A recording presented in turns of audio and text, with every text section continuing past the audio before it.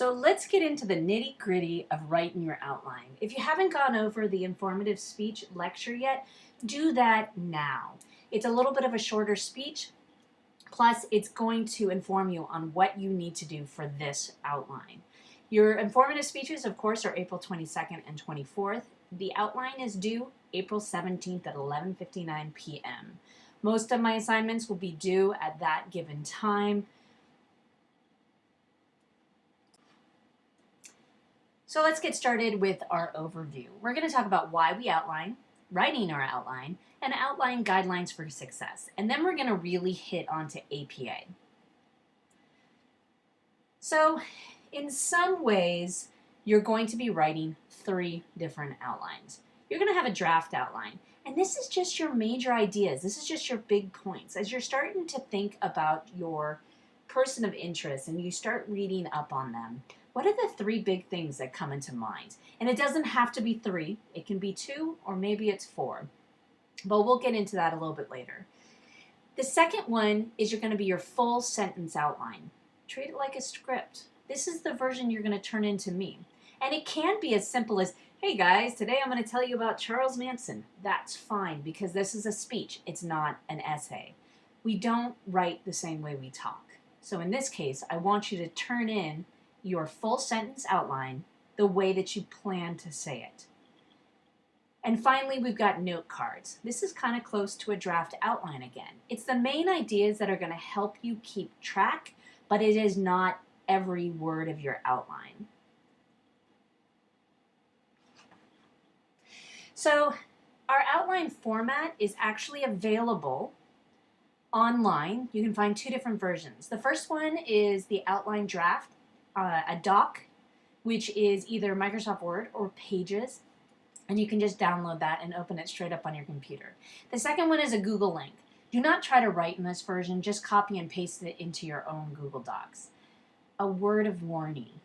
If you're using Google Docs for your college work, you're working harder than you need to. Google Docs crowdsources their spelling and grammar, and I get more errors and lower scores from Google Docs. If you are in school full time, if you're a freshman, you've got at least 4 more years of college, work smarter, not harder. Go to the library, you can use computers there that have Microsoft Word, or go to the bookstore and you can buy Microsoft Word, or you can get access to Microsoft Word with your ohlone.edu email.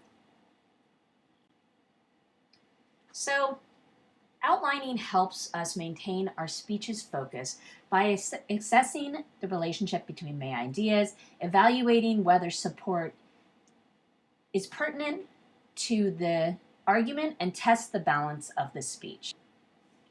So when we start talking about the thesis, this is going to be your argument that you're putting out there.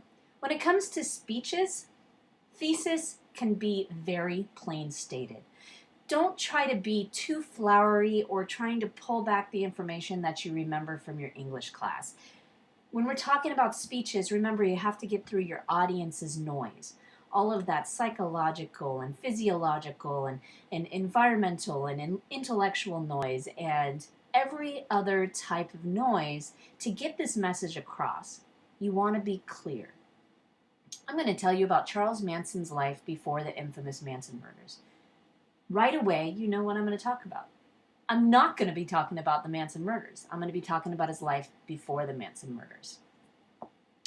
So when we want to logically assess the relationship between ideas, we can do a draft outline. These are 3 of my main points that I'm thinking about talking about for my person of interest speech. We've got number 1, childhood abuse. We've got number 2, early marriage and divorce. And we've got point number 3, love for fruits and vegetables. One of these things doesn't look like the other. Which one can it be?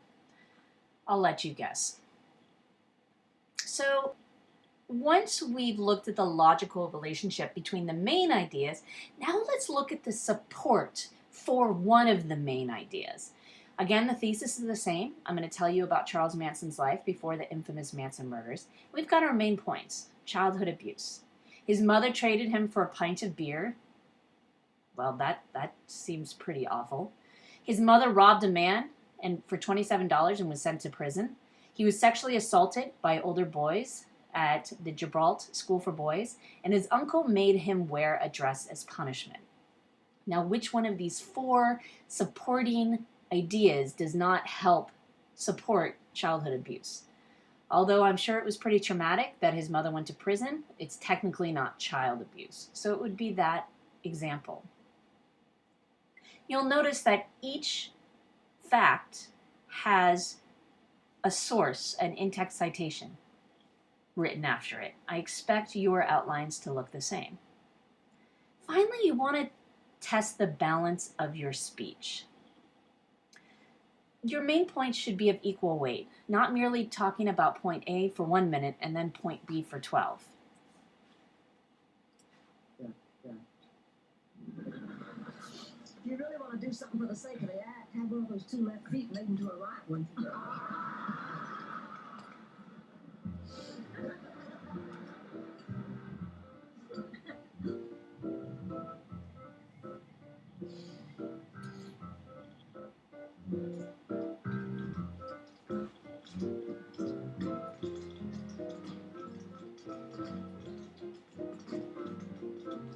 Main point A.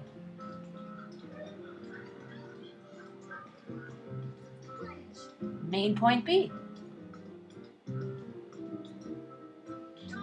Main point C.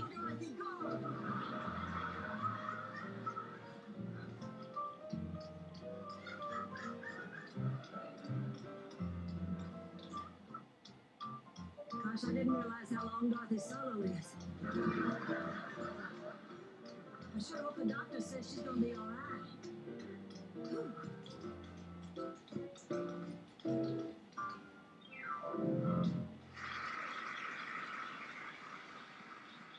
I won't dance. Don't ask me.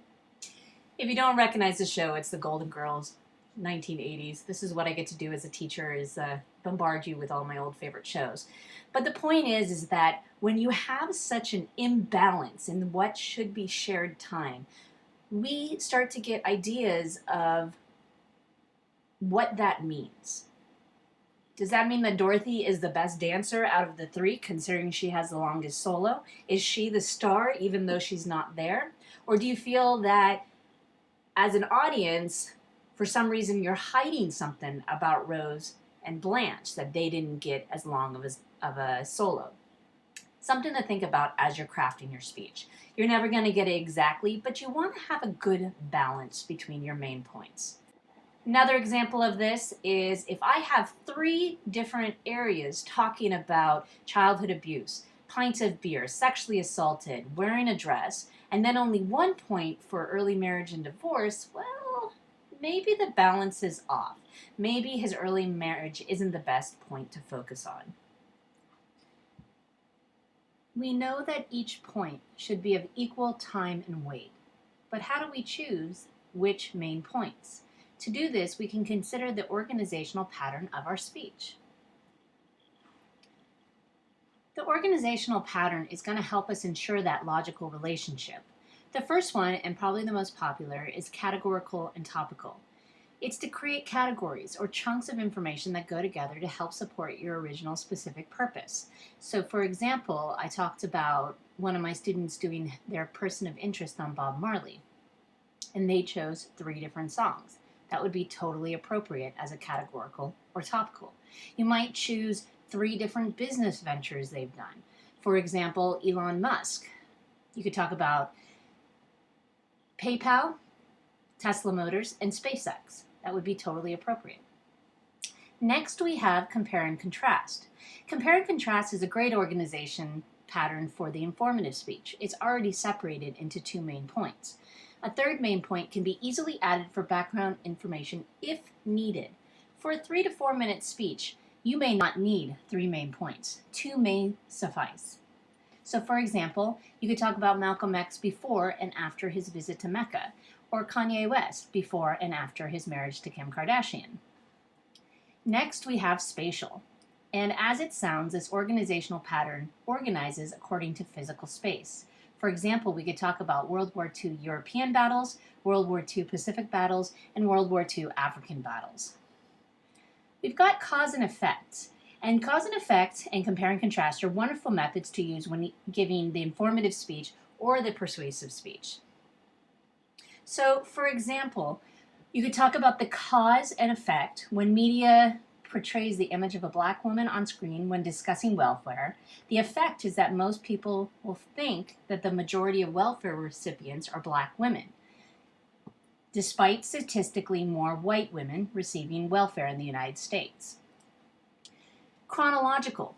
This is perfect for your person of interest. You could talk about their birth, life, and death. You could talk about their early life, their career, and then their successes. Anything like that. Very similar to chronological is biographical. Really, the only difference is chronological. You could technically do backwards. You could talk about their death, their life, and then their birth, but that would be very weird for your person of interest. Problem, cause, solution. This is wonderful for your persuasive speech, but you should stay away from this for the informative. So you might think of a problem that we have, let's say here in the Bay Area. For example, heavy Bay Area traffic. Well, what's the cause of that? We could argue that there's a lot of them. The job market is very good, so everybody wants to move here, not enough public transportation. So what would be a good solution for that? And that's the answer that you get to present the audience. And finally, there's psychological. And psychological, we're going to be talking about when we talk about communication apprehension. So psychological, it's the final way to organize your main ideas within a speech in which A leads to B and then B leads to C.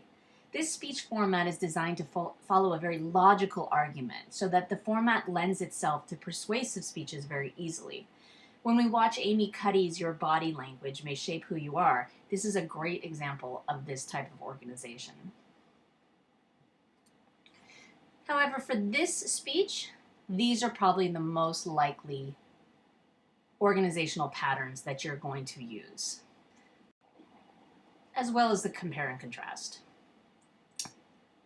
So let's get into writing your outline. As you remember from the last lecture, you can find the outline format on the informative speech outline assignment on Canvas.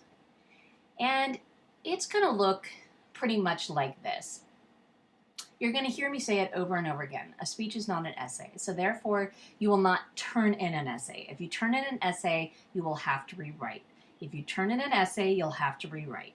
If you turn in an essay, you'll have to rewrite. I do not want an essay.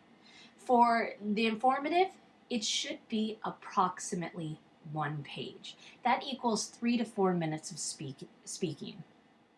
So there are 2 types of writers for the first speech. You've got the one who doesn't prepare, freaks out, turns in an uncited, grammatically incorrect waste of paper, and the one who's so interested in their topic that they have enough information for a 5 to 10 minute speech.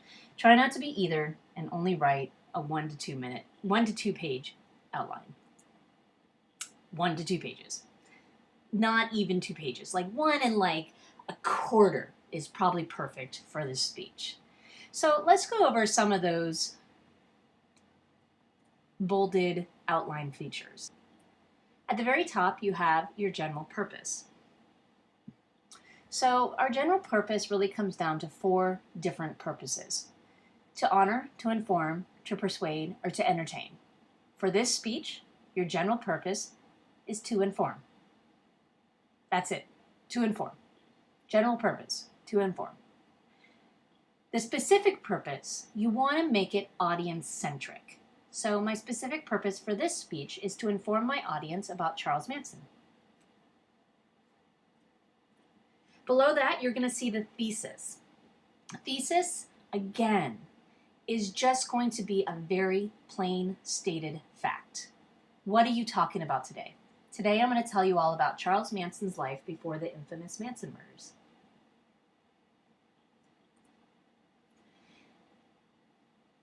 Now that we've got the top of our outline filled out, what are going to be your big main points? Well, for a 3 to 4 minute speech, I would have no fewer than 2 main points and no more than 4. You may have very brief main points that you want to talk about, or you may have 2 main points that you want to get a little bit more in depth. Either is totally acceptable. But let's talk about how you actually write your outline. Traditionally, a speech is like a 5-paragraph essay. I realize probably only half my students have seen this type of essay in high school. I think it's falling a little bit out of fashion. But for you all who have, this is what your speech should pretty much look like. Although in the case of a 3-minute speech, it might be a 4-paragraph essay if you've only got 2 main points, or a 6-paragraph essay if you've got 4 main points. But this isn't an essay you're writing. The transitions or the thesis cannot be convoluted or clever. They need to be able to understand you the first time that you say it. I can't rewind you to understand what you've said better. You need to make yourself clear. We make ourselves clear by including well-defined previews, transitions, conclusion signals, and conclusion reviews. So as I said, the very first thing that you're going to want to write is your thesis. Your thesis and your preview. Your preview is basically going to be your main points. Your thesis should be exactly what you're going to talk about. Clarify your perspective, put your statement forward of what you're going to argue about. This is the purpose of your speech. When it comes to speeches, be clear, not clever. Now, your preview does several different jobs.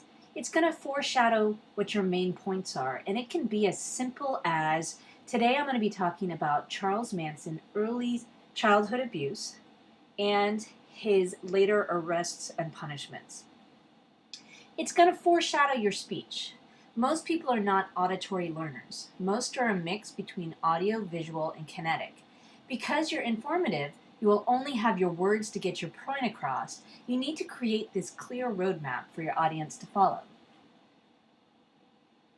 Experimental psychologists propose that humans remember information in a linear fashion, what he calls the serial position effect. He found that the individual's ability to remember information in a list, for example, a grocery list or a list of chores, depends on the location of an item on that list. Specifically, he found that items towards the top of the list or items towards the bottom of the list tend to have the highest recall rates.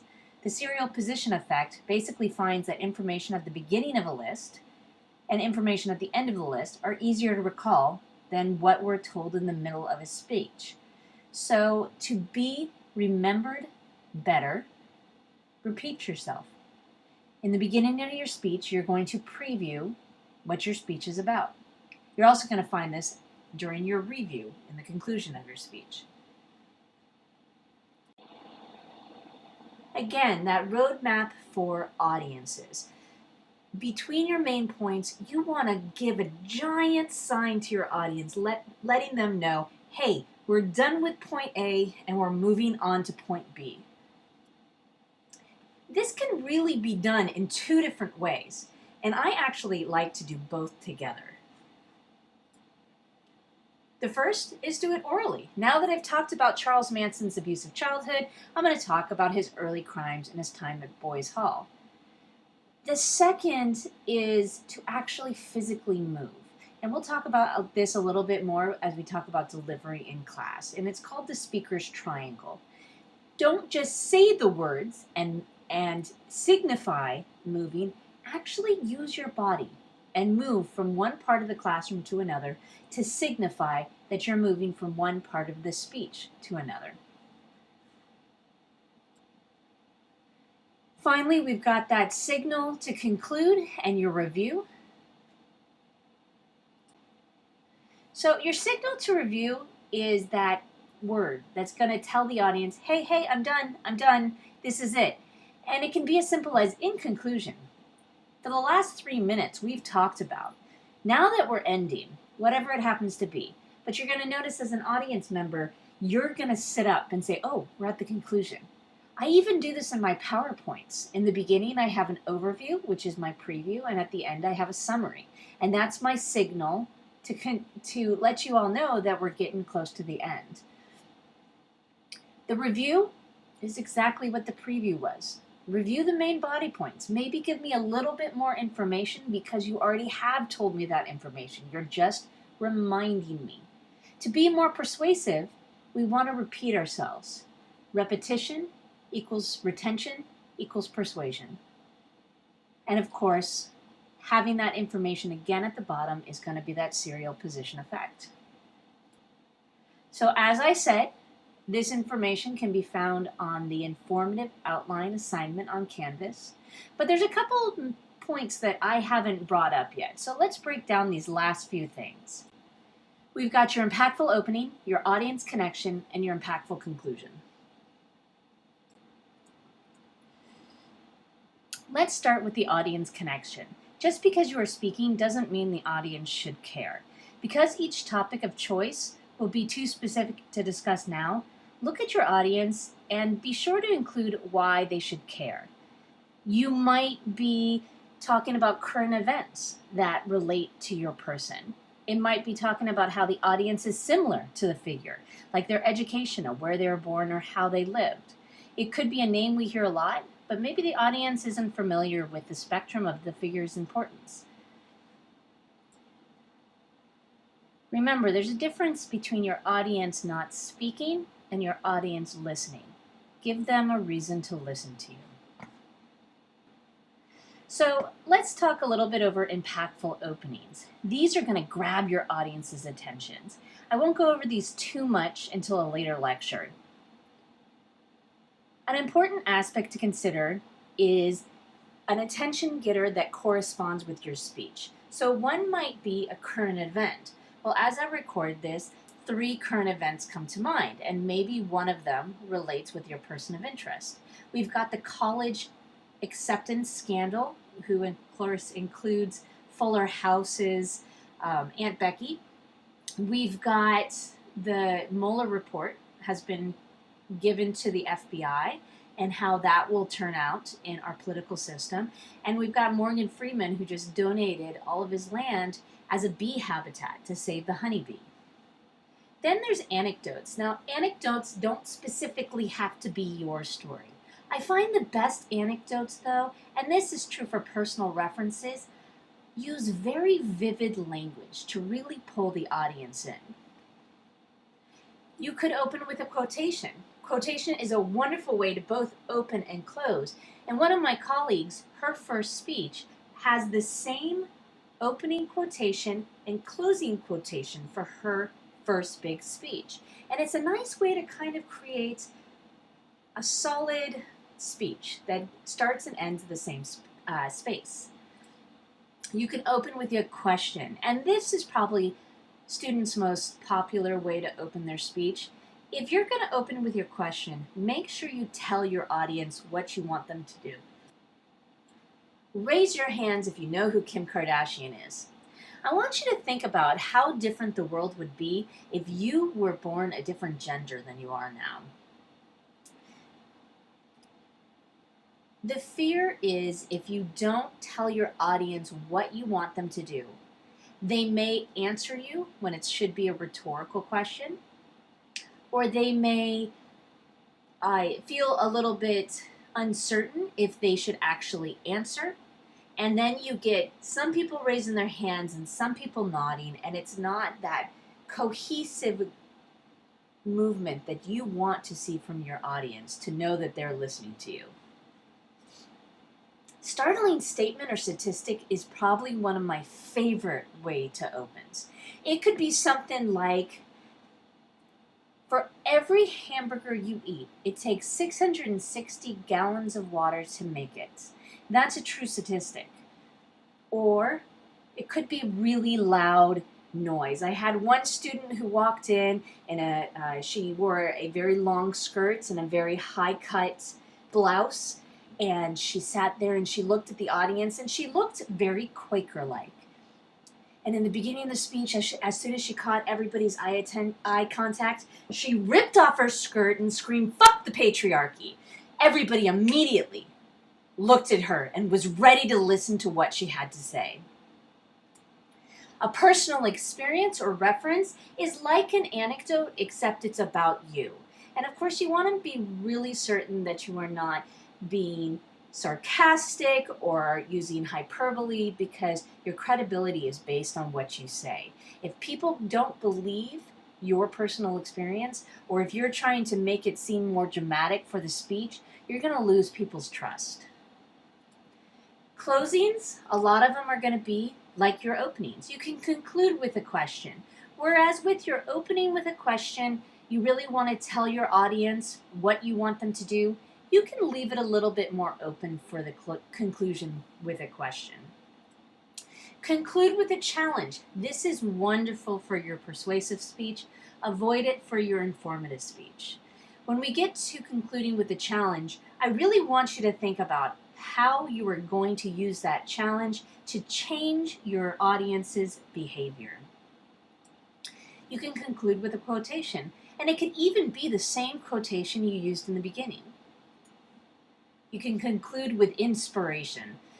I'm not the greatest when it comes to inspiration, but Pinterest is pretty good at being able to pull things off.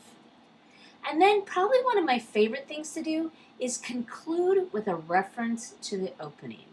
This is what one of my students had performed for his person of interest. Or do not. The person I'm about to talk about You're going to miss is the not opening really question, a rapper. but he He's asked, not really influential raise your to hand rap, if you but like rap I think music. he could probably be one of the best rappers Do alive. not. The person I'm about to talk about is Alright. a rapper. So today I'll be quickly Influential informing to you rap, about some of but Dr. I Seuss's think books, he could probably some be of his one of the movies, best rappers alive. and the legacy that he's Dr. left Seuss. behind. Alright. So Today I'll be I've quickly highlighted informing his you books, about his movies, books, and his legacy a some of bit, his movies. and now I'm gonna rap Fox and Socks, or a little bit of it for you guys. So I'm going to So, highlight let's go. his books, his movies, and his legacy a bit. Please, sir, And now I don't we're like gonna this wrap trick, Fox sir. and Socks. My tongue is a quick A slip, little bit sir. of it I for get you all guys. these ticks and clocks, So, sir, mixed up with the chicks and talk, sir. I can't do this, Mr. Fox, sir. Please, sir, I'm sorry, I don't like Mr. this trick, Knox. sir. There's My an tongue easy is a game quick to to play. slip, sir. I There's get all easy these things things to and clocks, say. sir. New Mixed socks, up with two the chicks socks, and talk, sir. socks, two socks, two socks, two socks, two socks. Thank Here's you. an easy game to play. Here's an easy thing to say. New socks, two socks, socks, two socks, new socks, two socks. Thank you. You really can hear all of his introductory and closing points there. You hear his review, you hear his preview, you hear his thesis, and you hear his impact. It's a wonderful example of a nearly perfect opening and closing of a speech. So let's talk about the 5 principles of outline creation. There's singularity, consistency, adequacy, uniformity, and parallelism. Singularity is what I like to call the rabbit hole. You've got 3 to 4 minutes for a speech, and I've already told you it's approximately 1 page, maybe a page and a quarter. What a lot of students do is they get so excited about their person of interest that they end up finding enough information for a 10 to 20 minute speech. Keep it focused. If your thesis, if you want to talk about the entire life of somebody, but you're finding too much information about that person's life, maybe break it down. Maybe say, I'm going to tell you about this person's musical life. If it's somebody like Kanye West, who's had a lot of different things you can talk about, his political side, his businesses, and his albums. I want you to think about consistency. If you're familiar with Shakespeare's Macbeth, he begins his play with 3 witches at a cauldron. But it begs the question, which witch is which? And that's part of Shakespeare's goal, is to confuse the audience on which word is meant. But in your speeches, don't confuse your audience by using useless synonyms or confusing jargons. Words have dual meanings. Does right mean correct, or does right mean moral? Or does right mean as in the direction? Positive as in optimistic, or positive as in a test result? These are contextual meanings you'll have to work through. Adequate. Your evidence should be something that people can trust, not your uncle's opinion. Uniformity. This is like the balance with the tap dancing Golden Girls I showed you earlier. Your points should share the same screen time. No one is the star when all things are uniform. If one point is getting substantially more screen time, consider changing your thesis to better expand that point and break it down into smaller subsections. Finally, there's parallelism. Now, parallelism is a grammar term, but it can create rhythm within your speech. Parallelism can make your speech easier to follow. Parallelism looks for inconsistency. Parallelism can help your audience remember and therefore persuade. If you're not familiar with the person on the screen, it's Emma Gonzalez, who is one of the survivors of the Parkland shooting. Listen for her parallelism. Companies trying to make caricatures of the teenagers nowadays, saying that all we are is self-involved and trend-obsessed, and they hush us into submissions when our message doesn't reach the ears of the nation. We are prepared to call BS. Politicians who sit in their gilded house and Senate seats funded by the NRA telling us nothing could have ever been done to prevent this. We call BS. Politicians. They say that tougher gun laws do not decrease gun violence. We call BS. They say a good guy with a gun stops a bad guy with a gun. We call BS. They say guns are just tools like knives and are as dangerous as cars. We call BS. They say that no laws could have been able to prevent the hundreds of senseless that have occurred. We call BS. That us kids don't know what we're talking about, that we're too young to understand how the government works. We call BS! If you agree, register to vote. Contact Congresspeople. Give them a piece of your mind. How the government works. We call BS! If you agree, register to vote. Contact your local Congresspeople. Give them a piece of your mind.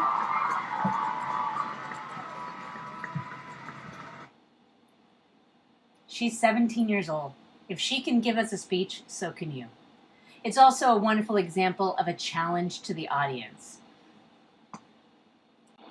And of course, at the final page of your outline, you're going to need those references. Like I said, not works cited. For this speech, you're going to need a minimum of 3, but that doesn't mean that you can't have more. Again, it should look like this. If it doesn't look like this, what are you doing wrong? Let's talk really quick about note cards. I allow note cards. Some professors do not. I believe that they're a tool, and I think that you're more likely in your life to end up in a situation where you have very little time to prepare and going to give a speech to colleagues, to an interviewee, to somebody who's interviewing you, to coworkers, whoever it happens to be. And so note cards are a tool, but if you don't use them correctly, they will hinder you. Number 1 is stay organized. If you have all of your speech on your note card while you're sitting in front of the classroom and your heart's beating, you're just going to read it. You're going to read it because it's there. Your mind is going to go blank, but you have this wonderful tool, and suddenly your eye contact is going to be looking straight down. As will be talking about, or I have talked about, remember that eye contact equals credibility.